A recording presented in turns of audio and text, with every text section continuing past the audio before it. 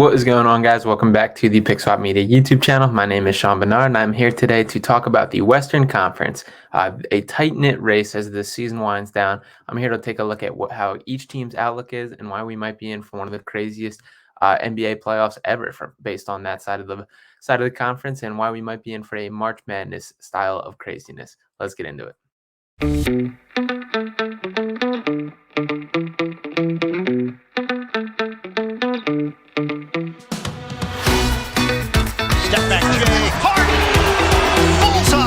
Sixers looking very focused in the second half. Maxey looking for more. He's got it! Daniel House, little up and under on the lob, and then flies in with the emphatic one-hand jam. Niang looking for more from outside. Bang, bang, George Niang! Joel, the process heavy.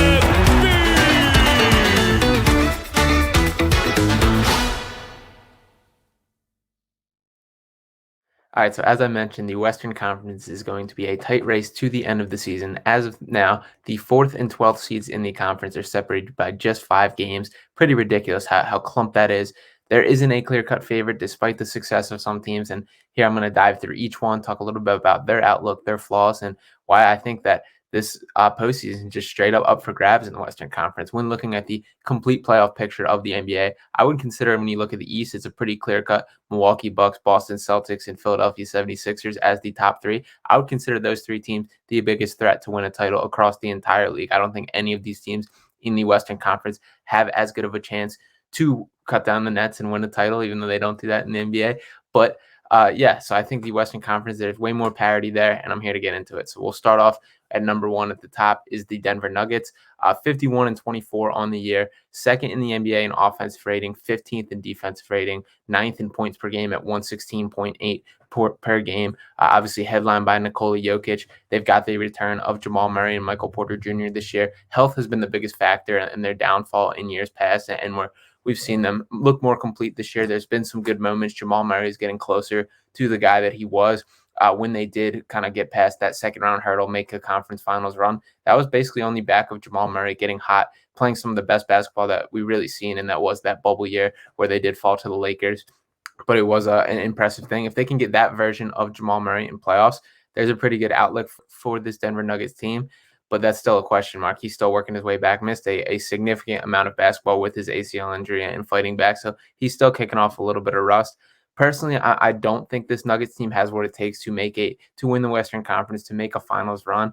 I know it gets brought up often, but the defense of Nikola Jokic will be this team's downfall, in my opinion.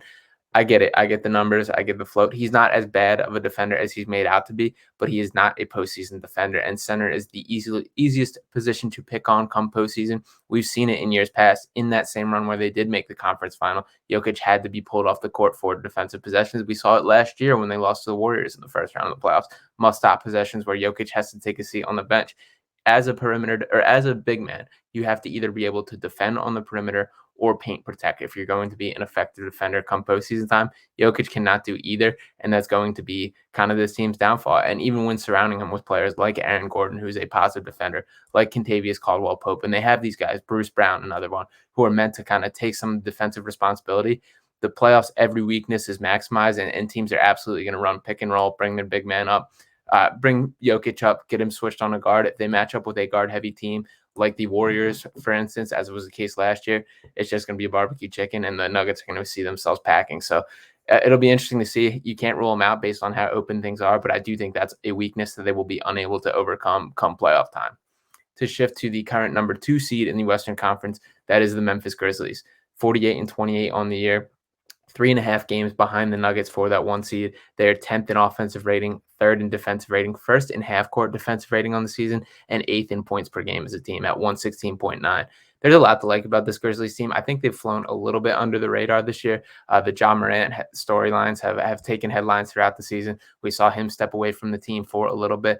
Ja, it's going to be interesting to see how this team mixes. I think they are a better team than they've gotten credit for when looking at the outlook. And as I keep mentioning how wide open things are, you cannot rule them out.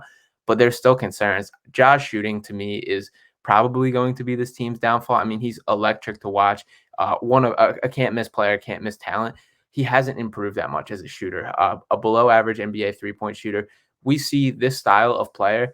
Like I said, every single weakness is going to be maximized come playoff time. We're going to be seeing teams building up a wall, making sure that he can't penetrate and explode past guys in the ways of the case and force him to shoot.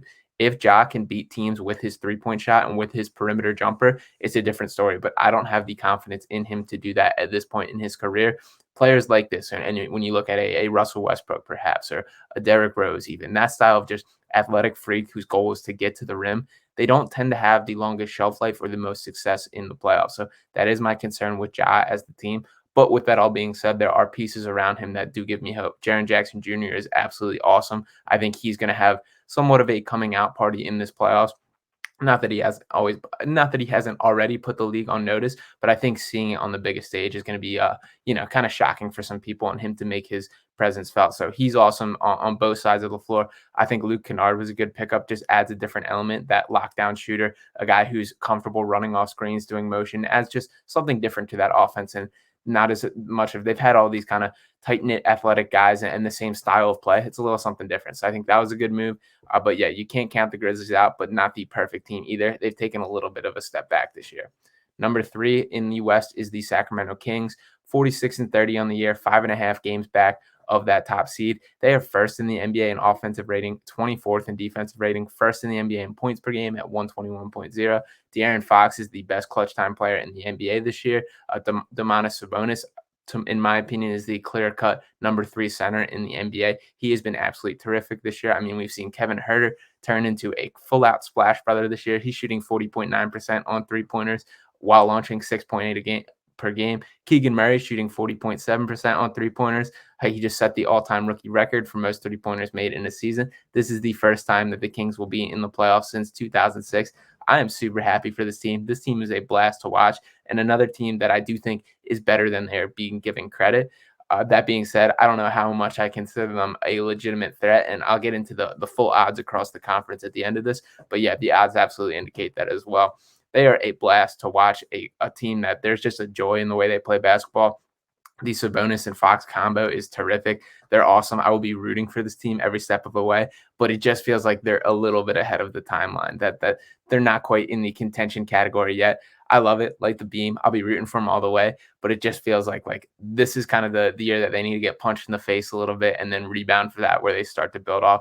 But regardless, a huge step forward this year. The success they're having is awesome, and I hope I'm absolutely wrong and that they win the Western Conference, because this Kings team is just a blast to watch. Number 4, the Phoenix Suns, a very strange team here. 41-35 on the season, 10.5 games back of that 1 seed. They rank 12th in offensive rating, 7th in defensive rating, 17th in points per game. I don't think any of those numbers really mean anything, considering the drastic changes that they've made. The trade for Kevin Durant, who has played just 4 games with the Suns, played again last night after coming back from that rolled ankle that he had in warmups, did not look like himself. There's still a little bit of time before postseason, but he's got to shake that rust off. I think finding a way to build that chemistry and build up, shake the rust off, build the chemistry, and find some sort of connective ability to play is really the thing. And that's what worries me about this Suns team. It is really hard to make that caliber of midseason trade and still compete come postseason time. It just takes time for teams to build chemistry, to figure out how to play together, to lock in and find a connective style of basketball. I don't think Phoenix just has the time to make that happen. The playoffs is right around the corner at this point. They're pretty locked in. They could drop a little bit, but I think they're going to sit around that 4 range. Looking back a little bit, the Clippers are just a half game behind them, so breathing down their necks. But regardless, it's less about matchup for them and way more about how they can learn how to play together, how they can learn to make an impact. The bench is pretty thin. That's another concern for this Phoenix Suns team. Josh Okogie is awesome. He's a guy that I think will turn a playoff series for him. There's always come postseason time a couple standout role players who just can swing a game and make it happen. Josh Okogie, I will call a shot, will be one of those guys, and there will be a game where he absolutely changes with his ability. He's awesome to watch. I do like this Suns team, and in theory, they're probably the best team in the conference, but we just haven't seen it in actuality. There just hasn't been enough on-court production or on-court opportunity for me to buy in or for a lot of people to buy in. So I do think the Suns should not be overlooked. They have as good a chance as anybody, but there's so many questions unanswered at this point. Number 5, as I mentioned, the Clippers breathing over their shoulders there. They're 41-36 on the season, 11 games back. They're another team that's much better in theory than they are in actuality. It's tough to figure out what this team exactly is. On the season, they rank 19th in offensive rating, 14th in defensive rating, 20th in points per game. Kawhi and Paul George have played just 113 games together since they joined forces in 2019. 38 of those games have come this season, so they played 38 together this year, which is pretty good considering the outlook and how few they have played, but that's still just not enough to build a connective style and find chemistry. They are the team that has embraced kind of load management more than anybody, and it's come back to bite them in years past, and I think they're heading down that same path this year. They added Russell Westbrook right after the trade deadline in the buyout market.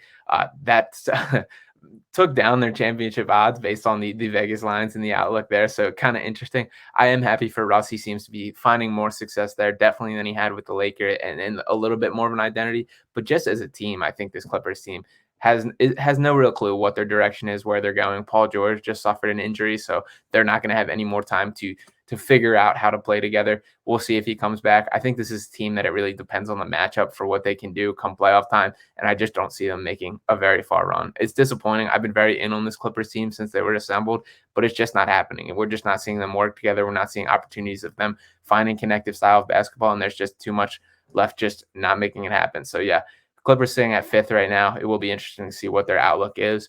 Number 6, we have the Golden State Warriors, the defending champions. They are 40-37 on the year, 12 games back, so just 1 game back of that 5th seed with the Clippers. They are 16th in offensive rating, 17th in defensive rating, 2nd in points per game. Steph Curry has missed some time. Andrew Wiggins remains away from the team with a personal issue. This, to me, has been one of the more underlying storylines of the season, something that kind of Andrew Wiggins, when he is there and locked in, he's a big part of this Warriors team. He played a huge role in that championship run last year, and the Warriors frankly miss him this season. So there's no real clarity on if he's targeting a return. He sounds like he's dealing with some real serious personal stuff. So obviously sending prayers and hopefully things work out there. But this Warriors team need him back on the court. They do seem like they've playing better basketball of late. I mean, I just watched them play the Pelicans the other night, and it was one of those, like, that third quarter run that they're so good at. You can feel it coming and you still can't stop it. Like, they were down 15 plus at halftime, come storming back, and it was just everyone expected it. Everyone saw it coming, and you still can't stop it. So that if they can lock in, find that mentality, there's still no doubting Steph Curry and Klay Thompson. These guys can still shoot it at such a high level. Draymond Green still is as much of a menace as possible and stirs the pot as good as anyone. Kevon Looney is a great addition to this team. Dante DiVincenzo has been a great fit. Experience is definitely a factor. This team has done it at the biggest stage plenty of times, so you cannot count them out. Draymond's kind of talking the talk, calling his shot, saying how he wants the Sacramento Kings, think they can knock them off. They've climbed all the way to 6th, so that's impressive. The Warriors were looking out of the playoff picture for a lot of the start of the season. It's crazy how wide open the West is that they've climbed all the way up to 6 that quickly. But yeah, cannot count this team out just based on what they've done in years past.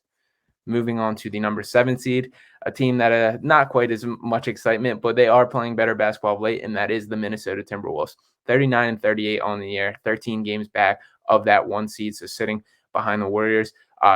At the 7th slot, they're 23rd in the NBA in offensive rating, 11th in defensive rating, and 12th in points per game at 115.7. Anthony Edwards is the real deal. That is the biggest bright spot when I look at this Timberwolves team. That has to be their franchise cornerstone and the guy that they make every decision about at this point. But in the position that they are currently in, they still have Karl-Anthony Towns and Rudy Gobert trying to figure out how to play together. Karl-Anthony Towns missed a significant amount of time this year with his calf injury. Gobert has been just about as big of a disaster as possible. I mean, we're talking about this team mortgaged the future for Rudy Gobert, and the Jazz got a straight up better player in Walker Kessler, in addition to a number of other picks and a number of other players. So the Jazz put themselves in a good spot, and the Timberwolves are going to have to find a way to swallow it and work through it. Jaden McDaniels has been terrific. He continues to get better. That's another guy that I think they should be bought into in the long term and be a part of it. The only way I can really see this Timberwolves team making a run is if they can just win ugly. Like, they're a team that is not going to be able to outscore people, as I think some of these teams are built to do in the West. When you talk about the Nuggets, the Kings, like, these are teams that want to run and gun outscore. That is not the Minnesota Timberwolves. They're going to have to muck it up, play defense, be ugly, and find a way to get on top. So I don't know if that's possible. I have issue with the Twin Towers in theory. Gobert is a guy that has not played his best basketball in the postseason before. He's extremely elite at what he can do, but extremely limited in what those things are. So if you take him out on the perimeter, can't do anything. The Timberwolves played the Sixers not too long ago, and you could see the Sixers making a conscious effort to get Gobert in space with Tyrese Maxey, and Tyrese Maxey was just blowing by him finishing at the rim. So that's something that can't happen if you're Minnesota. They're going to have to figure out how to play together. It hasn't quite clicked. I'm glad they're getting these reps with Karl Anthony Towns and Gobert now. The vibes and have been better, and they have been playing more productive basketball of late, but still not the best results based on what their expectations were going into the season. But as of now, they sit at the 7th seed. Murking right over their shoulder is the Los Angeles Lakers, who are just a half game back of the Timberwolves with a record of 38-38 on the season. They're 13-5 since the All-Star break. Most of those games coming without LeBron James, who has battled injuries as well this year. This is a completely different team from the start of the season. If you flash forward to before the trade deadline, when we have the Russell Westbrook era, whatever you want to call it, all these other pieces in place, this team looked dead in the water. They did not have any positive outlook. They played boring and disappointing basketball and really just little chance of win on a nightly basis. I really like what they did at the deadline. They gave this team a fighting chance, bringing in guys like D'Angelo Russell, Jared Vanderbilt, Malik Beasley. Both those guys, Vanderbilt and Beasley, have been terrific for this team. Getting rid of Russ was a good decision for them and something that they needed. He just was not working the way. And in a credit, he embraced the 6-man role, but it still was just not conducive to winning for this team. But as a whole this year, the Lakers are 22nd in offensive rating, 13th in defensive rating, 10th in points per game at 116.4 per year. The biggest question mark is still health. I mean, Anthony Davis has played some terrific basketball for stretches, and then you flash forward 2 days and he's back on the injury report. I'm probably more conscious of his injuries than anyone in the NBA. Like I remember feeling this way watching Joel Embiid throughout his career, that like when he had a hard fall or if like he landed a little awkward, I was automatically like, yep, he's hurt. I feel that way about Anthony Davis right now. And honestly, even worse, like the way he just kind of like lumbers around sometimes, or is always holding something. It just hasn't looked great. It's good that they got LeBron back. I'm not counting out this team. They're another team that has been playing their best basketball of late. Austin Reeves is a terrific factor in that team. He's playing with a little more swagger and a little more confidence lately, which is a good thing for this Lakers team. So yeah, sitting at the AC, they do have some potential to make some noise. They're playing their best basketball at the right time. And they're a team that, again, I think it depends on matchup, but I think could climb up and make some noise. Now we're in play-in territory now. I have 3 more teams that I do want to go through. Number 9 is the New Orleans Pelicans, which is probably the biggest disappointment on this list. Actually, we'll touch on maybe one potentially bigger disappointment, but the Pelicans are a team that looked like they had a good building block and a good foundation that they were building off last year, making some noise in the playoffs.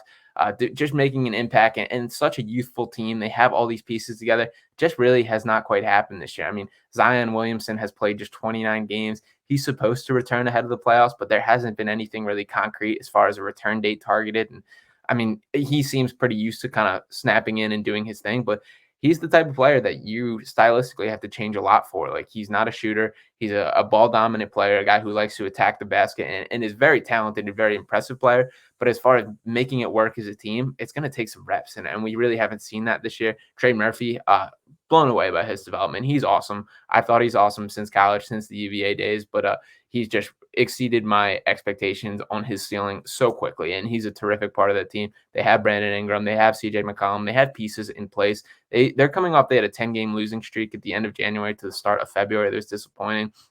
It feels like they're turning things around a little bit, but there's just something off about the vibe, about the style, and I don't have a lot of optimism for this Pelicans team. On the season, they rank 21st in offensive rating, 5th in defensive rating, and 15th in points per game. They've been pretty meh to me. Like, maybe if they get the right matchup, they can climb their way out of the playing games. But yeah, I just don't feel great about the outlook of New Orleans, and it's disappointing because there was a very promising outlook. And to protect myself from the hate, I guess, a little bit here, if Zion comes in, the picture changes drastically, and that might wake things up, make it happen. But it's just been a very underwhelming this year. So yeah, that's it for the Pelicans there at number 9. Number 10 in the West, we have the Oklahoma City Thunder, who are another one of among my favorite teams to watch in the Western Conference. They are 38-39 on the year. They are 14 games back from that 1 seed, but just a half game back from the 9. Just a half game back from the 9 or the 8. The Pelicans, Lakers technically tied for that seeding. So 1 game back of that 7th seed. It's just crazy how cramped it is in the Western Conference. As a team, the Thunder rank 17th in offensive rating, 10th in defensive rating, 5th in points per game.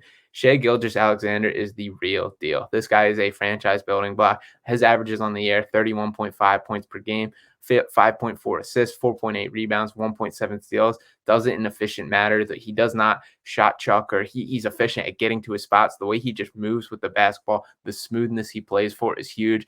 Everyone feeds off it. They have other pieces. Jalen Williams has been unreal this year, a guy that does not get enough Rookie of the Year love. And I get Paolo Banchero is running away from it, but Jalen Williams in other years would be very deserving, and I honestly think has an argument this season. So Josh Giddey also has been terrific. Lou Dort, a real deal NBA defender, a guy probably among the top ones. I would put him on an all defensive team for this season for sure.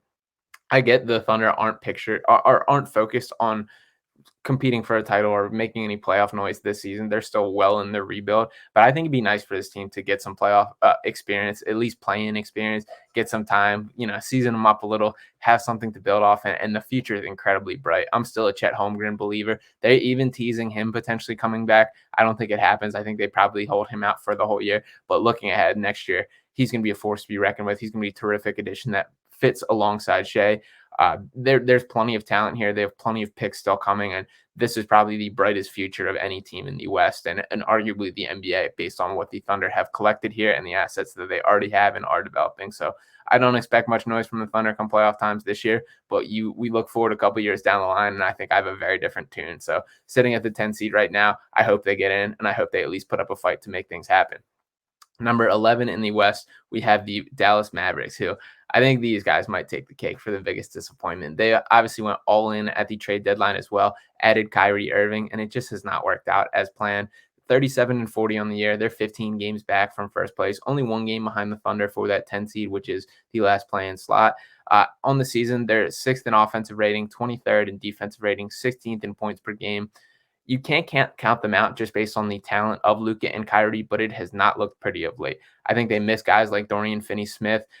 This is a team that went to the Western Conference Finals last year. They went toe-to-toe with the Warriors. Warriors obviously got the better of them by a fairly significant margin. I believe it was 4-1 in that series. But making that type of run, the convincing performance that they put forth against the Phoenix Suns in the second round, I mean, that Game 7 victory is one of the more convincing performances I've ever seen. So this Mavericks team has had it. Luka is that guy. I was pretty on the record of being pro do the Kyrie Irving trade. I still think it was the right decision. I get it's not working, but the reason that I said that is you can see Luka's frustration at the time. They needed a second piece. He was putting forth historic usage rates, and he's still pretty up there based on this season and the conversation, but they needed to have a secondary playmaker. Kyrie Irving has been that guy. It has not worked, but the other reason why I said that it was the right move, they can walk away from him for nothing this offseason. This isn't a guy that they're stuck with. You can work a potential sign and trade. You can let him walk for free if they just straight up aren't getting along. So you have that flexibility. You're not tied to Kyrie. And you know what? There's still such talents that they could catch fire at the right time. Maybe they go on a winning streak to close the season, get into that 10 seed, and you can't count them out in any series. I don't think it happens. I mean, there's just not enough defense. This is a team that's going to just straight up have to outscore teams, and that's how they're going to win. That's not conducive in the playoffs. I don't believe in that stylistically when the game slows down, when it becomes more of a half-court game. But like I said, the talent level is there. If they get a best behavior Kyrie and him playing his best basketball, they have a chance. So those are the top 11 in the West. I do think there's a legitimate argument for each of these teams and several arguments against each of these teams as well. So looking at what kind of the odds are sitting at, the Suns are considered the favorites to win the West at plus 220. The Nuggets at plus 340 are number 2. Warriors bump down to plus 550 at number 3. Grizzlies at 4th seed at plus 600. Clippers at plus 800 at number 5. Lakers at plus 1200 at number 6. The Kings down at plus 2,000 at number 7, which I do feel is a little disrespectful, but I understand it. The Mavs are coming 8th there at 3,500, and the T-Wolves at 9 at 4,500. So, not a lot of optimism for a lot of these teams. It is wide open. I'm astounded by just how each of these teams can make a climb, can make some noise, and how everything can fall apart for each of them either. So I do think we're due for like a March Madness style of Western Conference playoffs. I could really see several of these bottom teams, like say the Lakers and Warriors match up with the Kings and Nuggets. I genuinely think those could be 2 series upsets from the lower tier teams. And that's something that we just really don't see in the NBA. It's going to make it fun. So if you have to pin me down and give my prediction right now, I kind of like the Grizzlies to come out of the West, and that's probably my pick, but I don't feel great about any of these teams. So I don't know. It is going to be wild. Let me know your thoughts in the comment, what team you see coming out of it, where you see value, which of these teams are being underrated, and which ones just should be set forth and should be due for disappointment, whether it is the Nuggets as the top seed, one of these. Keep me posted. Let me know. Make sure to drop a like and subscribe if you have not already. Thank you guys for tuning in. I appreciate all you, and I will talk with you next time.